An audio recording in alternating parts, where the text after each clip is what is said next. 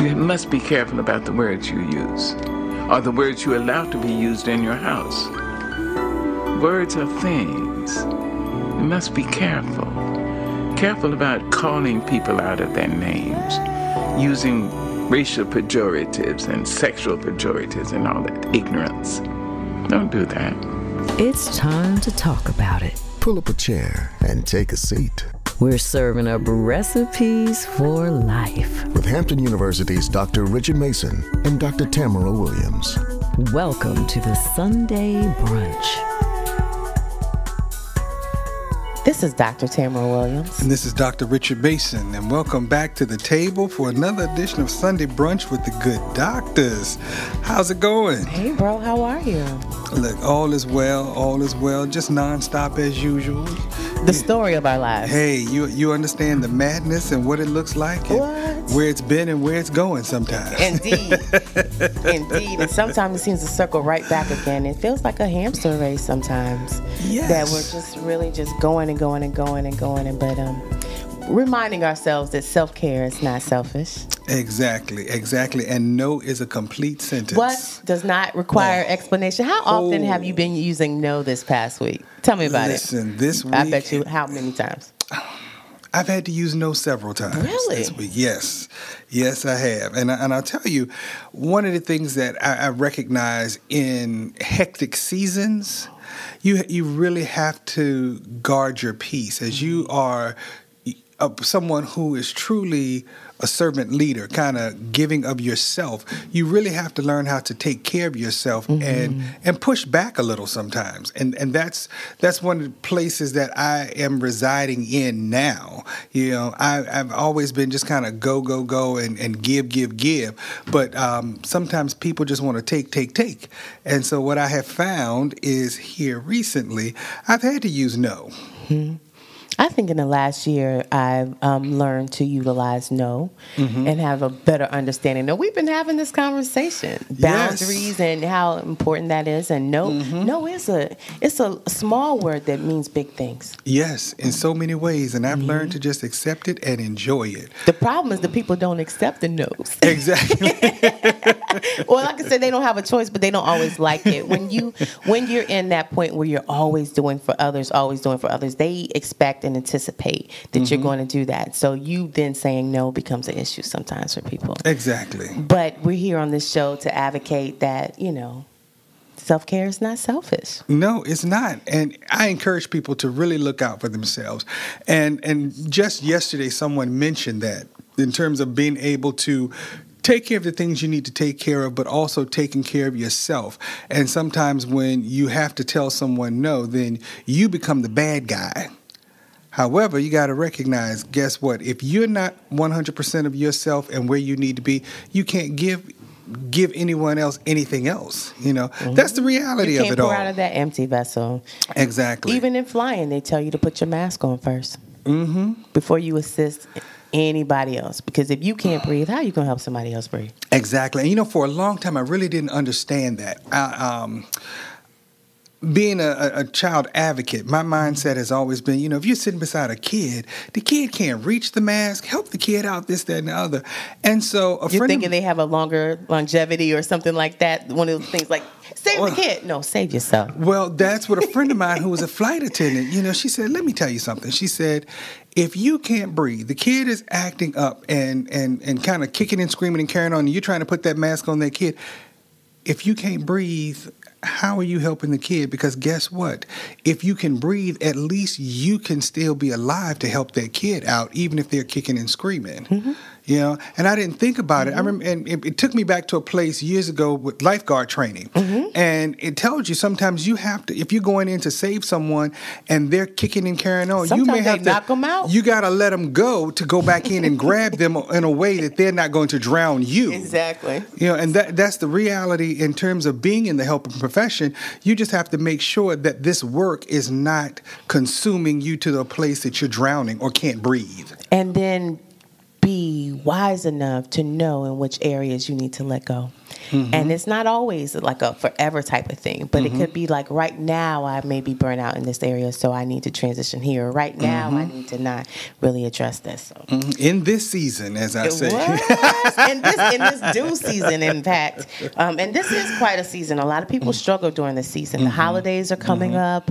A lot of people need to understand boundaries. You remember we had our show on finances about that? Yep. People need to understand boundaries emotionally too. Exactly. Anyway, we could have a whole show, but we do have a guest today. Yes, we do.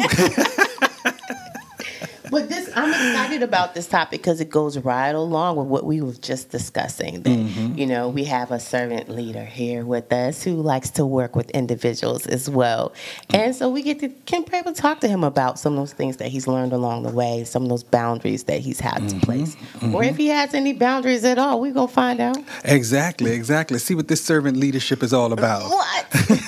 Well, I'm headed to the buffet while you get started. Thank you so much. All right, I got you covered. I know what you want. You already know what I need. Yep. I appreciate that. That. So welcome to the table. Welcome to Sunday Brunch. Willie Gause. The Willie Gause. Good morning. Coach G. Good morning, good afternoon. Hey, can I get Reverend some eggs Pastor?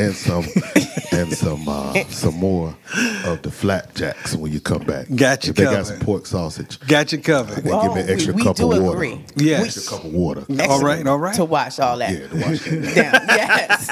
in Jesus' name. Amen. Oh my word!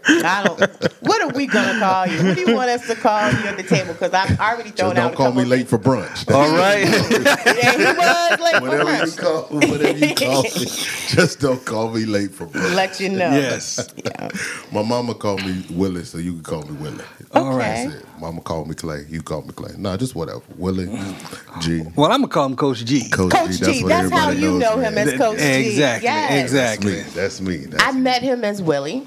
We were working in the school together, but then he became Coach G. That's correct. And then and became something else after that too. So Coach G, and then I became Minister G, now Pastor G, Father G, Son G, business owner G. So all right. 757 Coaches for Change.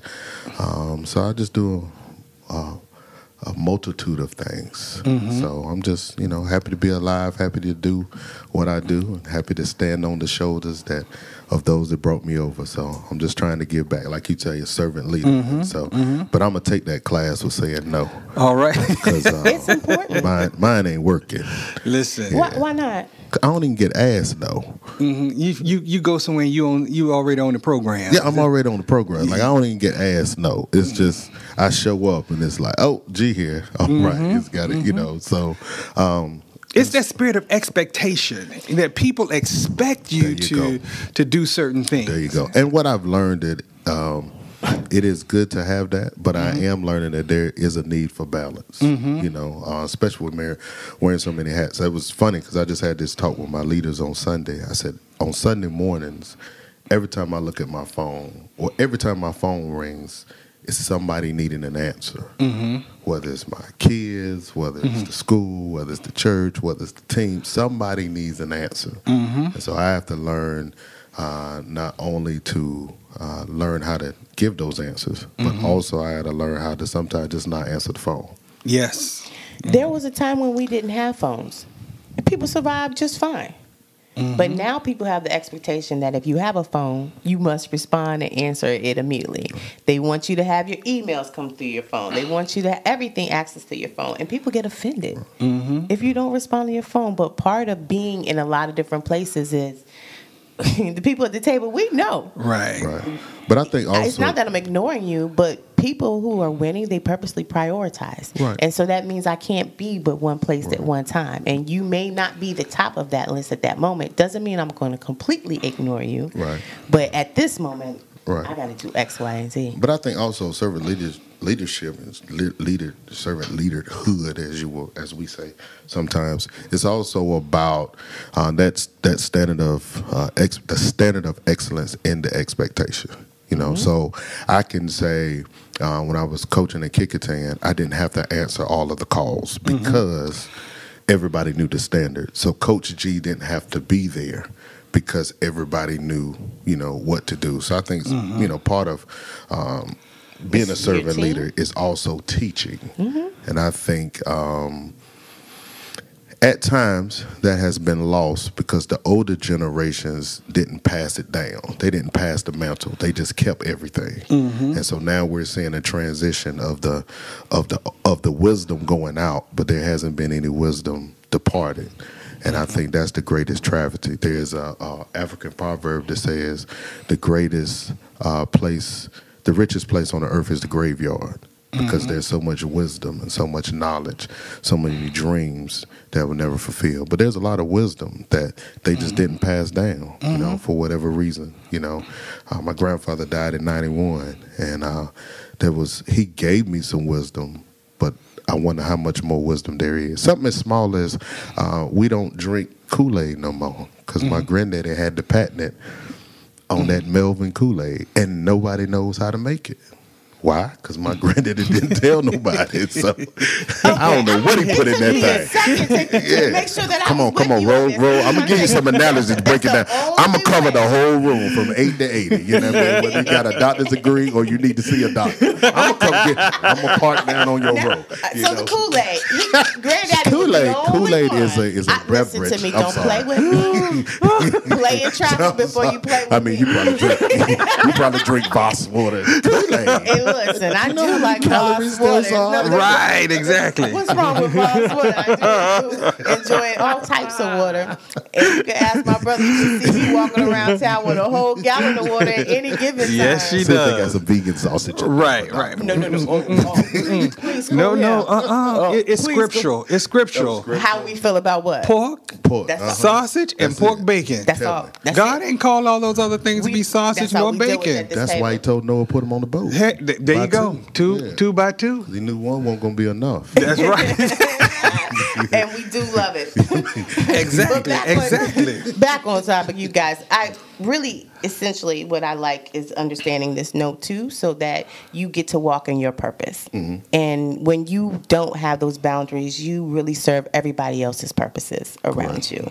It's like being that iPad that's used to prop that window open. We shouldn't even use books for that. But we do. Correct. So when you get to really feel like what you're supposed to do, then it is about having those boundaries. Because if you don't have them, you won't get to do those things. Yeah, correct. That's true. We all have the same 24 hours. But what you do with those 24 hours makes a difference. And who you surround yourself with in those 24 hours. So you were saying like you don't have to work as hard when people already know what to do. Correct. I like surrounding myself with people who know things I don't know. Correct.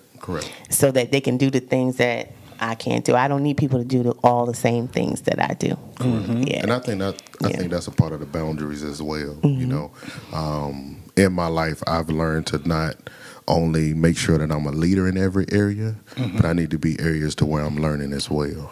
So I make spaces to be around those that I leave. So I still, serve at my old church under my pastor, so I can hear. I still call Coach Thomas and I talk to Howard White just to get, gems of knowledge from him. I'm with the Pastor Maxwells of the world that are doing other things that I may not be doing, even on working in the school system, sitting down. I have the opportunity, even though I'm head of security, I get an opportunity to sit down with the admin team and see it from the administrator's point of view. I'm on the principal's advisory. I am the SCA president. So now I'm in charge of homecoming activities and student. So they're like, security doing like what? But just being able to sit at those, being able to be a servant to everybody and not just, hey, serving you from a security standpoint, but I can serve you from a kid standpoint. I can hear what the kids are saying. I can give that wisdom and that knowledge. But I'm also learning from them to, I'm learning the lingo, which in turn helps me as a father, helps me as a coach, helps me in every walk of life. I'm learning. And you can change their perspective on security. Exactly. You can change their perspective on life. A lot of things, but we do need to be secured, but we need people who understand us to keep us secure. Correct. So you can change that perspective too of safety in schools when they trust you and the understanding of even how to deal with people in authority. Correct. Correct. But it sounds like you are willing to sit and have people pour into you. And I know that's a big thing that sometimes people, when you reach a certain level, you think you don't need to be poured into. But the reality is you do, because of course you're constantly giving yourself, pouring out of your vessel. But what's actually being poured into you? Because guess what? At some point, you're either going to run out of water in your vessel, or that water is going to be stale. You know what I'm saying? And so you've got to put some fresh water in there, to fill your cup back up so that you can pour out to others. And that's why I like the phrasing of being a lifelong learner. And that's why we always have to find ourselves being able to sit at the feet of someone to learn, to glean from their wisdom and grow. That's it. Because only a fool doesn't learn. Exactly. It says there's no guide. Yeah. Those two things. Those two things, a fool does. But for sure, even learning, I can imagine. We're in education, so we're biased. Yes. We're biased. Learning is everything. Learning, I can imagine. That's why I feel that grief as people age, as we have those fear about not being able to do some of the things. That's my one good fear, that I would not be able to learn or read.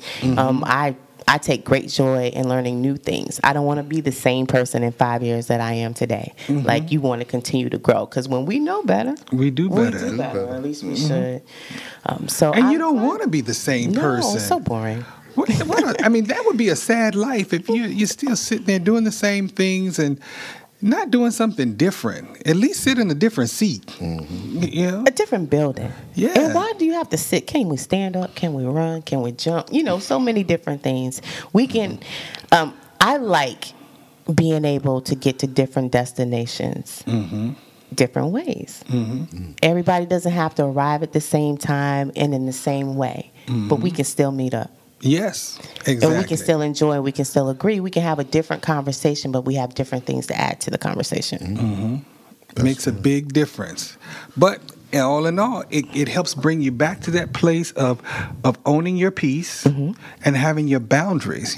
How do you manage that, Coach, in terms of all the things that you do? All over the place. Coaching, security, daddy. So what I've learned is I've learned to I always give this analogy. I learned to wear a black Nike hat. So Nike slogan is just do it. I'm going to get a little deep. Jason put me in E flat. But the Greek meaning of Nike is victory. So I learned to do everything, to just do it, and to know that I'm going to have victory in it. But I wear the black hat because everything, it coordinates. Everything that I do coordinates with everything. So as a father, I learned how to deal with my son. So now I'm able to have balance. So when I get up in the morning, I'm not thinking about security. I get up at 4:30, 5 o'clock, and I center myself. That's just me time, me and God, or looking at my bills or whatever. That's just. I don't want to look at bills first thing in the morning. You got to look at them though. This is why you got to look at them. I got to work. I got to pay this bill. Because you don't want to look at the bank account so you can see the money you got, but don't look at the bills. I got to look at the bills. Make sure ain't no cutoff notice. He said, make sure ain't no cutoff notice. Ain't no cutoff. Make sure you coming back to a house and at least a piece of light. You know what I mean? Well, I think that depends on where you. Yes. Then you look at the bank account and see how hard you got to work. No, and so when I get up in the morning, I get me straight first. Okay. Then after I get me straight, then it's my son. So now with him, if I'm working with youth all day, I practice working with youth all day with how I deal with my son. My son is 9, going on 80, as they say. So he gets up in the morning and it's daddy, and it's all the way. You don't know where the question's coming from. Firing on all cylinders first thing. He wakes up on it. Yeah, he using words I didn't even know. Like he just, so and his questions are so, he asked me yesterday, was going home. He said, "Daddy, would you rather have $1 million in a lump sum, or would you rather have $20,000 for a week for 10 years?" And I'm like, What? Get that baby in the math Man, program. No, eat them Skittles. You better check his book bag. He got a winning lottery ticket somewhere. Man, eat them Skittles. You know? Check that book bag. My man done won that lottery and ain't told nobody yet. He ain't even old enough to buy that ticket. I was like, wow. So he's like, in Jesus' name and Daddy's name. Yeah. So what I've learned to do is I take a line from Coach Prime. I've learned to make the main thing the main thing. Mm-hmm. When I'm at Mitchellville, I got to focus on security. Mm-hmm. There may be other things that come up. Hey, leadership may call, hey, pastor, we need you. Hey, all right, if I can do it then, I can shoot you something, but I keep the main thing the main thing. Mm-hmm. And I think when you wear a lot of hats, we try to overlay.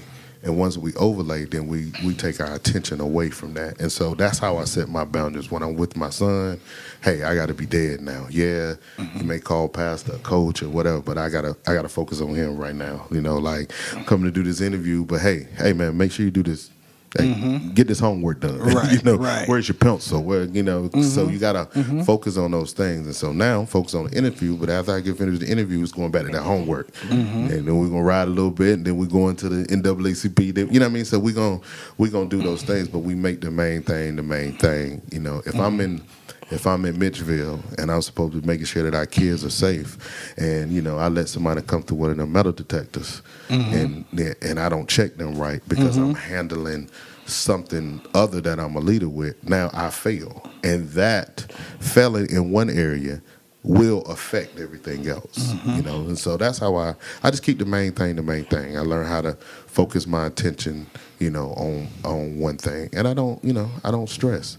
I got God and a therapist. All right. Hey. So I don't sit on somebody's couch and let them tell me that I'm crazy. Repeat that one more time. I got God and a therapist. There you go. All right. People need to normalize the fact that you can talk to Jesus and someone else. Yeah, yes. And you should. Yes, yes. And you should. And there's nothing wrong with that. that. No, not just talk to somebody else. Talk to a trained professional. That part. Yeah. Because you said talk to somebody else. They go talk to Keisha, Ray, or Karen, or Mike, and they gonna be on the wrong way. No, go talk to a trained professional. Who knows what you do? Ray gonna have you on the wrong road. You know what I'm saying? Yeah, next thing you know, a train coming at you. You know what I mean? You go listen. You keep on listening to Steve Harvey in the morning. You know what I mean? All right, now I'm gonna go listen. I'm gonna get on somebody's couch who know how to help you get, as my grandma say, know how to get to the root of the problem. There you go. You know what I mean? So absolutely. Yeah. So I think you go to a doctor for everything else, or at least you should when you're having issues, concerns. And I advocate you should go to a therapist before you have issues and concerns, so that you know how to handle situations. That's why I came to Sunday brunch with the doctors. All right. I come to the good doctors. There you go. We're gonna send you a good bill too. That's it. I'm gonna send you a good letter. We're gonna send you a good bill you can look at in the morning. Put it on my credit. Oh Lord, it's my first time, so first consultation is supposed to be free. But look, one of the things I recognize though is, like me, because my focus is children, okay? And although I work with families and other organizations and all as well, my focus, it has always been children and how are children affected by other things. And so sometimes I have to work with families to work with the child. I have to work with organizations to work with the child. And so what's your place? Because it sounds like, everything you do somewhat centers around children. Correct. Okay. Yeah, I believe youth development is my ministry. It's not just a title, but it's my, it's my purpose. And so in every area of my life, even though I'm pastoring now, I'm still, director of youth department for Virginia Baptist State Convention. I'm still working as a lead security officer. I'm still, coaching with VPC. So, I'm still centered around young people, and it's important to me. I learned this coming out of the military. I was working in corrections, and my mind switched to what can I do to not get them here. And that's what always brings me back. I've had other opportunities to go, coach at other schools and coach at universities, but I wanted to be with the young people. I love to see the maturation process. Personally for me, senior night and graduation is that's just it. The joy of seeing a kid come in 10th grade, you know, can't handle you fussing at them, and then see them 12th grade where they telling you thank you, you know, because now they have, and then you know how our program, we taught them how to wear ties and bow ties and how to dress, and so to see them go from, man, we don't want to wear no tie, to, hey coach, can we wear this every game? You like, hey, no, this supposed to be a surprise, you know. So seeing the maturation process of young people and their buy-in to that, and also filling that void, you know, of letting them. Most kids need something to trust. You know, I work as a gang investigator now with the Virginia Gang Association, and our scope with inside the school system is to be an intervention, not to tell them you shouldn't be in the game, because if you tell them you ain't supposed to be in the game, they're gonna run right to the game. But to fill that void to them, to help navigate them through those waters. And a lot of times kids get into things for a lack. You know, I'm lacking something, so that's what I go to, and so that's why I wanna be that lack filler for, you know, for kids. So maybe they need a father, I'm there. Maybe they need, you know, a big brother, I'm there. Maybe they need, you know, every school is different. You know, in Heritage, I was more of a, you know, a big brother. You know, now in Mitchellville, you know, I call all the kids nephew. And so they walking up to me. They don't call me Coach G. Hey, what's up, Unc? You know, black kids, white kids, Hispanic kids, you know, they, hey, little Unc, and hey, Unc, you know what I mean? That.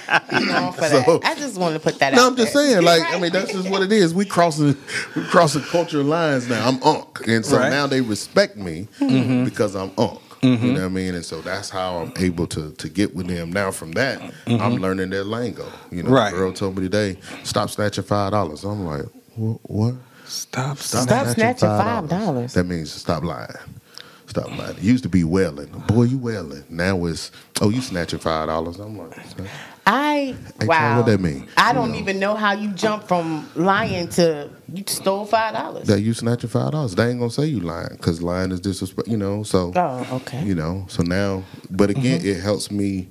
It helps me, you know. I thought it was cap. I do this. See, that's what I'm saying. Oh, he capping. Now we don't hear that no more. And so even with capping, it's changed. A couple years ago, you said capping, everybody ducking. Right. Oh, Dr. Mason capping. Oh, get down. You know, now. You better get down. Now, he capping is the difference. You know what I mean? So, you know, somebody 40 older, he capping. They fall into the floor. Get out. What's wrong with him? Why is he, you know what I mean? So, but again, it's been able to, I do this presentation a lot called Parents Just Don't Understand, because we don't understand the lingo. You know, like you said, we still on Facebook. Look, kids on TikTok. Kids on TikTok now. You know what I mean? Like they you know, the Twitter don't even got the bird no more. You know what I mean? Where's Twitter the got that X. They got the X. You That's know? right. So we're you know we're falling behind because a lot of times we don't. Because we have life. We cannot stay in the digital world. Yeah, but in order, if you're dealing with kids, you don't want to be dead. Yeah. You still got to get life to yourself. Sometimes you got to go back and put some oxygen in your nose. You know what I mean? And so you got a lot of parents, and the reason why kids are going through lack is because the parents are dead. You know, and so you got to be able to. Got to be able to stay equipped. Got to be able to, you know. And so, you know, my pastor's on the school board as long as Dr. Mason is. And so I see how they still intertwine and intermingle, you know, with the young people. You know, I always say they set them up. I say, look at them doing all these events just to get the tea on the kids. They be over there. They ain't even supposed to be doing. They ain't taking no pictures or nothing. Just sitting there. So how are you? Tell me about that. So I said, oh, look at them getting the drop. You know what that's I mean? right. It's not about. It's not about the photo. It's about the interaction. It's about the you know, that's it. You know give me a chance to talk. Right questions. That's right. From the right people. It's about the interaction, and so you know, even in Newport News, they do the same. They do a great job of coming into the school, and they just don't, you know, stand and take pictures. You know, they get in. Mitchfield this year, we had our inaugural. I learned something. Okay. You don't say first annual. It's a teacher moment. You don't say first annual. That's right. All us Baptist church folk that's been first annual is not the first annual. And I cringe. It's the inaugural. Learn how to spell it and say it. So we did our first inaugural John Ely alumni tailgate. Okay. Right. And so just putting his name on it brung so many people back. And so in that moment, we were able to, and he's engaging, he's talking, and I was like, this what is about. That's servant, servant leadership. Being able to step down that even though you got a title, people see your service. I always tell young preachers, people should see a sermon before they hear a sermon. Absolutely. Nobody want to hear you, you get up, even, praise and worship leaders, like, come on, lift your hands. You ain't lifted your hands yet. You've been over there 10 minutes playing on your phone, and now once it's your time, you want everybody to lift your hand. No, you got to do it first. So I can't tell my son brush his teeth if I got yuck mouth. Okay. You know what I mean? Okay. So I got to show it first. And so that's what servant leadership is, doing it first. And doing what may not be your title. Yeah, I'm security, but I'm working with the buses. You may see me, get a mop and wipe up. You know what I mean? You may see me get some food. He don't sound like he's saying no at all. Because a no is the first step to a yes. So but I will say no. So I mean, I'll say no when it goes against my purpose.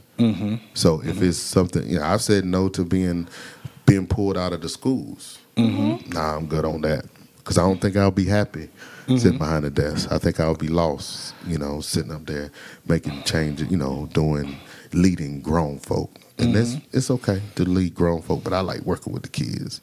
The kids keep me youthful. It's never a dull moment. It's never a dull moment. Never, ever. And never the same day twice. Never say, listen, we have a good time at Midfield High School because it's never a dull moment. It's never like you never know how it's gonna go, and they just make you, the kids, just how they come in. Whether that's, you coming in and now you turn into a counselor because you see, a student come in and they smiling every day. You like, why you got that look on your face? You better ask. And so now now you're engaging, and now you're helping them and their family. Or that kid come in and he's excited because something happened, and a girl today came in. She was so happy.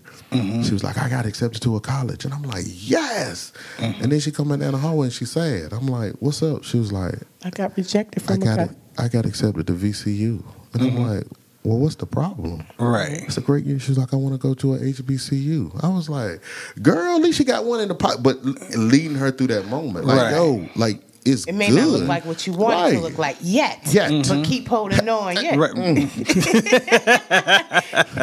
But God, right? Girl, you gonna raise an offer. What's the cash at? Okay. Don't play with me. Determined doctor. Listen. She tried to get on somebody's Women's Day program. Yeah, exactly. Been there, done that, but I really... The pastor show at 12. So they not at the table right now. You really invited a true jokester to the table today to dine with us on Sunday. But learning should still be fun. And, as much as you do, the fact that you can still find the joy in all of that. That lets you know that you're doing what you love. Because you're smiling. And it's been a long day. And even though it's been a long day, you just getting warmed up. There's more things you have to do, but you're still smiling. You're still happy about that. Yeah. I believe that's my purpose. Like, I want people to, when they see me, they start shaking their head and laughing. And most of the time when people see me, they just start smiling because they know, here you go. He getting ready to give us one. And so I believe that's just, I work at a funeral home. I work with... I forgot about that aspect of it. Yeah, I work with Emmy Fisher, great man. That's interesting to me. You go from kids to the other end of all the way life, beginning of life, and then death. You can't appreciate the living unless you work with the dead. I'm a pass. It's not my ministry. I've had a bad day until I drove down there to Emmy Fisher. I know that's right. And seen them 4 bodies in that freezer. Oh, and instantly, that put that in guess perspective. What? You My change your whole perspective. Right. Ooh, yeah. Well, somebody I don't wake up end this my morning. day that way. I know. Exactly. That will change your outlook. Yeah, it would change a whole lot of things for me if I had to do that. Yeah, and so it would change my dremes, my ability to sleep at night, all kinds of things. Yeah. And so to be able to do that, but to have the purpose of, hey, I know I'm gonna make people smile, and so You know, everybody you've needs been to called smile. to a lot of different ministries. Oh yeah, yeah. You know what I mean? And I don't think that's mine. I could, brother, we agree. There's a reason why we're twins. Yeah, I couldn't. And I never said I don't even like to go to a lot of something. Like I said, that's just not where I am. And I mean, even in that, and I'm gonna touch on that. Mr. Fisher told me, he said, this is the only profession where you can make the salary of a doctor off of a 2-year degree. But this is the only profession that you can impact people at their greatest time. What's the greatest gift that you can give someone? Or what's a greater gift you can give somebody that when they're sad, you can bring them joy? And I was locked in from there. And I mean, he drank the Kool-Aid. I'm telling you, that Kool-Aid. He drank the Kool-Aid. Your granddaddy make that Kool-Aid. I wouldn't have been drinking that Kool-Aid. I'd have had to tell Mr. Fisher, pass that cup to the next person. I ain't drinking it. Okay. I would not be saying pass me not. Oh, gentle Savior, pass me on by. Listen, Mark Fisher's the guy. You listen, he can talk cattle fish truck. You hear me? But I mean, he has a way of making it. It made some people rationalizing that for himself. That's his purpose. He puts it in a proper perspective. But I'm telling you, the greatest thing ever, and anytime you talk to him, hey, how you doing? I'm on this side of the dirt. Exactly. If you work with the dead every day, like I'm saying, that does put that into perspective. I ain't never had a bad day. Right. I know that's right. So I mean, that's just what it is. So whenever we were talking about theme music, I was talking with somebody. We were talking about theme music, and they were like, I sent my theme music to this, and I was like, man, my theme music is Beautiful Life by Chuck Brown. Don't y'all call it mothers. Right? But Chuck Brown, Beautiful Life is my theme music. Okay. That I listen to every day. And just the lyrics of it's a beautiful life. All that I got, all that I need, I got you, you got me. What more can I ask for? A beautiful life. So I'm coming to work, beautiful life. It can be raining, I got a beautiful life. Because somebody else has it worse than I have it. Yeah. And the fact that I have life, you know what I mean, I can do it. I preached a sermon on Sunday. I won't, don't blow the whistle, meaning don't complain. Because when we complain, we're basically telling God that he's not doing a good enough job. So why complain? Right. And that's a mindset. Yeah, it's definitely a mindset. Yeah. And that's a whole lifestyle. Yeah, it is. It's when you look at it, I have visited folks, as a deacon, I've gone to the hospital to visit folks from time to time. And I, remember visiting this one person, and I tell you, I went there to check on her. But she was asking more about me, and I felt refreshed. And I told her, I said, I feel a little guilty, and, because I'm coming to see how you doing, you know what I'm saying? And I done had a session, you know what I'm saying? Yeah. And it was truly a blessing, and that's the thing that we need from time to time as well. And so it really makes a lot of sense in terms of how we protect our peace, how we connect with people, and then also that getting back to that whole way of living, it makes a big difference. And I think also it's understanding that we control a lot more than what we think. I always tell people when the kids come in, they talked about me, and I always say the same thing. Who controls your emotions? You. They're called your emotions. That's right. I don't give anybody that space to control my emotions. Right. If I get mad, it's because I want to get mad. Right. You're not going to make me mad. You cut me off in traffic. Now I'm mad. You done gone across the bridge. You done had a good day. Right. Now I'm mad at everybody in the world because you cut me off. No, you're not gonna get that space. Right. I can only do this day one time. Not unless I'm on, that movie 40 Days or something where I can keep doing it over and over again. But until then, I can only do this thing one time. That's so right. I'm enjoying my day. Not saying I'm not gonna have good days and not gonna have bad moments, but it's the mindset of how I think about it. Exactly. Because you have to move on, because unfortunately you have some people, like you said, they will upset the apple cart and then they're gone about their business, and then you're still sitting there, lamenting over what just happened and what's going on. And then the next person that comes along in your space, you're either going to, just kind of spill everything all over them, or are you just going to make them angry? Or you're going to make them sad, just kind of listening to your story all the time, you know? And so the bottom line is you just got to learn how to put things into perspective and just move on. That's it. Got to move on. You got to move on. I remember I used to tell my players all the time, you know, if you stay ready, you don't have to get ready. Mm-hmm. And so if you always working on yourself to always be in the moments. I was doing an interview last week, and the guy off script was like, man, how do you interview so well? You just seem so calm. I said, man, I've been doing interviews since I was like 6. I used to be in the shower doing interviews like I was talking to ESPN. Wait a minute. I used to ask the questions and answer them. So I've been here before. That's why. I mean? That's why he got a therapist, y'all. All right, yeah. So we getting to the root of this. Listen, he talking to himself. I'm telling you. And answering though.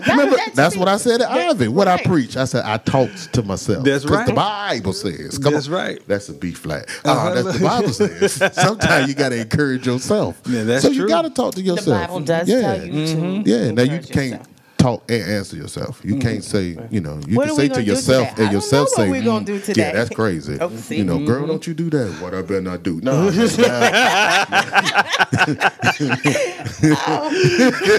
Oh, get your hospitalized it ain't time to call. It ain't time to call Dr. Mason for a session. It's time to call Eastern State. You know what I mean? Right. Yes, it's time to indeed. check you in. And it's all right indeed. because there's something that can fix you there. Yeah, you know you can talk to yourself. Answer The yourself. shame is not in needing help; it's knowing you need it and refusing to get it. So, Exactly, You know, exactly. at some point in time, people will need help in their lives. Yeah, You know, we we don't all need always help. have it together, and it's always okay need help. to not be okay. And so, you know, every week we're showing up just to normalize that fact that everybody, regardless of how they're smiling, regardless of when you see them in the community, regardless of what they show you on social media, people have real concerns and real issues, And real and they're issues, trying to thrive and survive. That's it. at the That's same it. time. Thrive and survive. Yeah.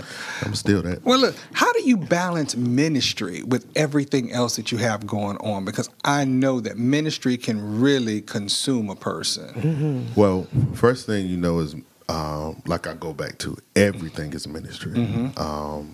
And just understanding that. And it affects ministry. Everything is ministry, and everything affects ministry.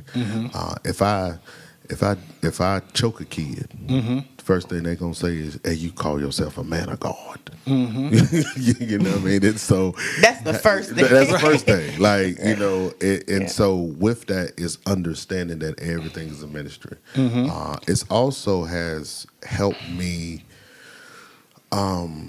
in how I present myself. Whenever I got the invite, I asked her, "Hey, are we on the radio? Because I don't want to be seen. Because like, I make sure that I'm groomed. I make sure that when I go out, I'm because I'm somebody's pastor. You know what I mean? So it helps you. It helps you as a person. You know, keeps you in due bounds, as I say. And then also, you know, it helps you grow. Because now I have to study to show myself approved. And so, you know, I have to study, you know, the Bible. I have to read more books, you know, because it's not just preaching on Sunday. Sunday is the easy part. It's the Sunday after I get up from my Sunday nap until Sunday morning. That's pastoring. You know, today I had to, you know, go be with a friend because his mother's died. You know, I got a couple that's breaking up. I got another couple that, you know, son got injured. You know, I got another minister that's trying to get into, he's trying to get into theology school. You know, I got a young boy that's trying to start a ministry with young people. You know, got a concert coming up. We got the, you know, getting ready to remodel the church. You know, and my anniversary is coming up. You know what I mean? So it's like, you know, you got all of these things going, but again, I keep the main thing the main thing. You know, they ask me a question, like you say, it's okay to be okay. It's okay not to be okay. And that's something that I've always said. I'm not gonna know the answer. I'm just the pastor. I'm not God. And so how I manage that is I let the people know I am not God. So understand, don't don't look at me as your God. And I think that's the reason why people have went away from the church, because we're trying to find God in people instead of finding the God of the people. So we want people that we want your pastor to be perfect. Then when he has a human moment, because he is human. Right. Now no. So I'm not perfect. So I'm not going to start with that. Yeah, I start with that. Hey, listen, thank y'all so much for selecting me and consecrating me. Appreciate you. Right. However, comma, there are going to be some moments. The first gift I got from the church was a shirt that said half holy, half hood. Did you feel the clap of a pearl? Half holy, half hood. Don't think that I'm with Jesus every day. No, and there are some days where I got to pray. I need everybody to pray, because I'm 1 moment away from going back. And so with that, again, I have to catch myself and then understand, hey, you somebody's pastor, somebody looking at you. Right. But also with that, they're looking at me to see how I'm going to go through those moments. How do you go through those moments when you have those few moments? I pray. I get down and sit down sometime. You know, I just don't preach on Sundays. I go get a word too. Right. You know, when my favorite preachers was in town last Tuesday night, my face was in the place because I need to be preached to too, you know. And so I think that's what, even as a coach, I went to see other games. Right. You know, I went to do other things, you know. As a security officer, I go to other schools and see how they do. So how I balance ministry is also, I put in as much as I give out, you know, so. But see, what you also mentioned in terms of just people seeing you in public and things of that nature, whatever, you know, remembering that you are somebody's pastor. I know sometimes that's always a big thing, whereas you expect a person to be perfect in so many ways. I mean, being an elected official, that's one of the things that it's a constant. You're constantly under a microscope in terms of what you do, how you act, what you say. Exactly. You know, and so that's a challenge. How do you manage that? I manage it by having accountability partners. Okay. My pastor, Dr. Reginald C. Woodhouse, I check in with him and he checks in with me. John Walden is a brother beloved. I talk to him every day. Eric Battle, brother beloved. We talk every day. We conversate. We make sure that each other, hey, you good? You know. So I have accountability partners in place to make sure that I stay and do bounds. And also, when I have them human moments, hey, how y'all doing? All right. Hey, John, hey, let me holler at you in the back, man. And I can go into we can go into a safe space. I can close the door. I can have my human moment. And then he say, all right, we got a thing. You got 15 minutes. And he put a timer on. I go, and I can kick, cuss. I can have the boys in the hood moment. You remember when Trey went over when he got to her house after they pulled a gun on him, and he's, I'm just so sick of, and he was swinging at the air. Sometimes we had them boys in the hood moments, you know, had them Florida ever moments when you get that dish and you throw it on the ground and you yell some explicitly, some 4-letter words, and I'm not talking about Mark, Luke, and John neither, but you throw them words down.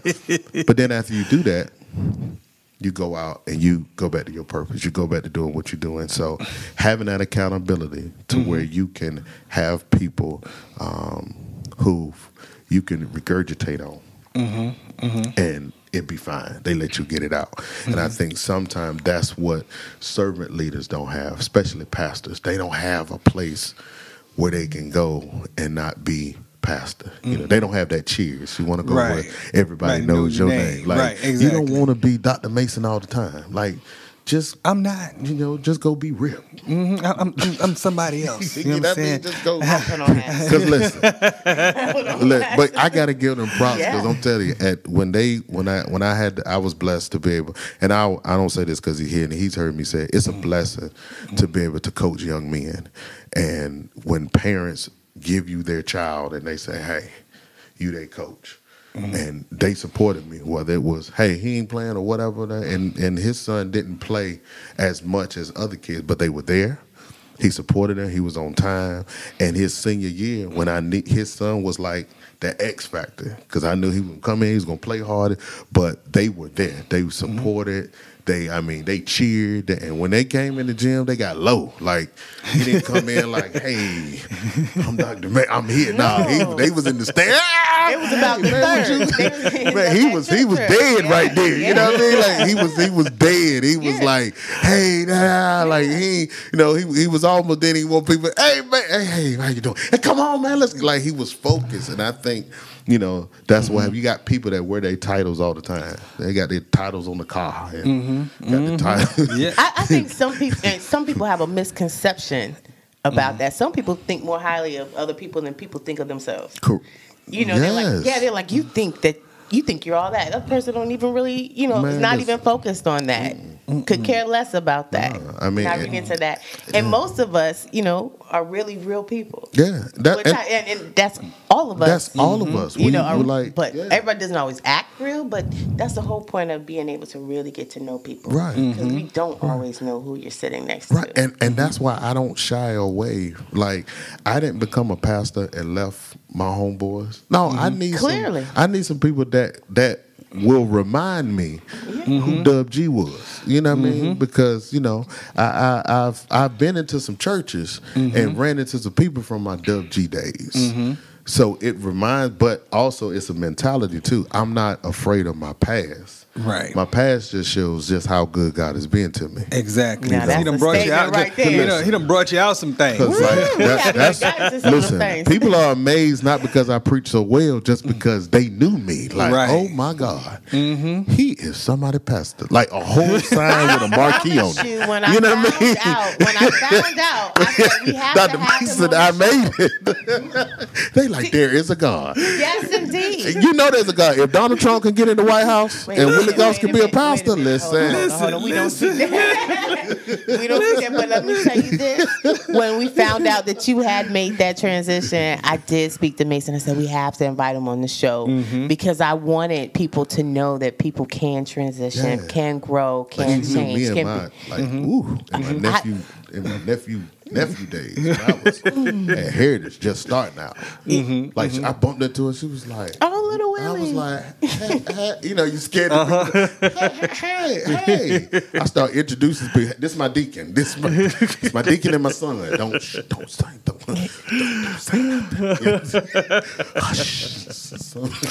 But I wanted people to be encouraged too, and to see, the people that they see every day, that you can do multiple things. You don't only have to do one thing. Right. And it's that's how I'm able to balance it too, because I haven't forgotten Coach G.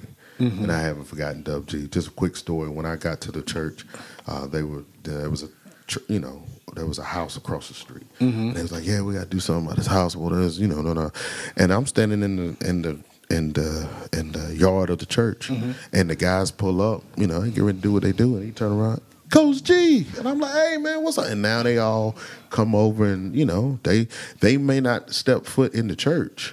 But once a week, I just go over there, holler at them, and talk to them, and like I'm their spirit. Now they gave me a new name. I'm their spiritual advisor. You know what I mean? And that's one step closer to getting to the church. That's one step closer. Exactly. And then we had an issue in the church where, unfortunately, one of my associate ministers, her son was killed right outside her house in front of her, and just being able to navigate through her being Coach G in that moment, being able to use the resources and to be able to help her, support her Push for Day Day Foundation too, and just push her slogan of her aspect of now I can help kids as well, because her slogan is don't pick the guns up.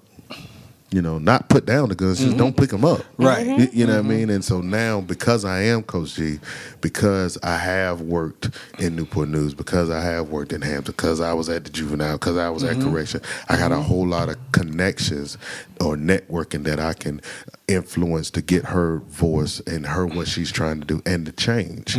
So I can connect with a lot of people and do that. So it's just not forgetting where you come from, just use all of that. But use it for what it's supposed to do. Use it for the good. And You're not burying your talent. I'm not burying. I can't, because listen, I don't got Olivia Pope. Right.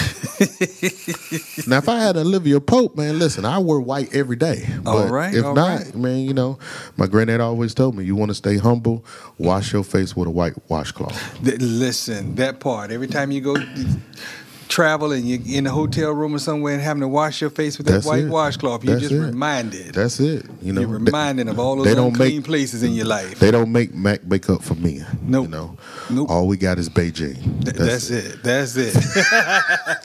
Well, look, it's been fun at the table, and we're going to end with Beijing, all right? And give me another piece of sausage. You going to eat that? Look, I'm Dr. Richard Mason. I'm Dr. Tamara Williams. And thank you for joining us right here on WHOB Smooth 88.1. The essence of HU. Keep your fork.